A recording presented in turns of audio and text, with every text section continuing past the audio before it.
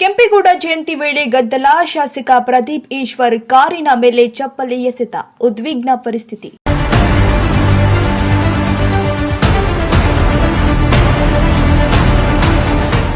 ಚಿಕ್ಕಬಳ್ಳಾಪುರದಲ್ಲಿ ಆಯೋಜನೆ ಮಾಡಲಾಗಿದ್ದ ಕೆಂಪೇಗೌಡ ಜಯಂತಿ ಕಾರ್ಯಕ್ರಮದ ವೇಳೆ ಅಹಿತಕರ ಘಟನೆ ಜರುಗಿದೆ.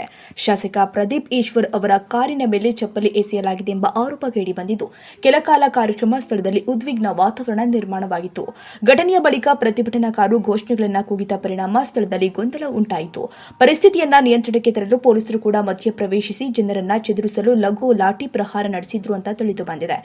ಘಟನೆಯಿಂದಾಗಿ ಕಾರ್ಯಕ್ರಮದಲ್ಲಿ ಕೆಲಕಾಲ ಆತಂಕದ ವಾತಾವರಣ ನಿರ್ಮಾಣವಾಗಿದ್ದು, ರಾಜಕೀಯ ವಲಯದಲ್ಲಿ ವ್ಯಾಪಕ ಚರ್ಚೆಗೆ ಕಾರಣವಾಗಿದೆ. ಪ್ರಕರಣದ ಕುರಿತು ಪೊಲೀಸರು ಹೆಚ್ಚಿನ ಮಾಹಿತಿ ಕಲೆ ಹಾಕ್ತಾ ಇದ್ದು, ಘಟನೆಗೆ ಸಂಬಂಧಪಟ್ಟಂತೆ ತನಿಖೆ ಮುಂದುವರೆದಿದೆ.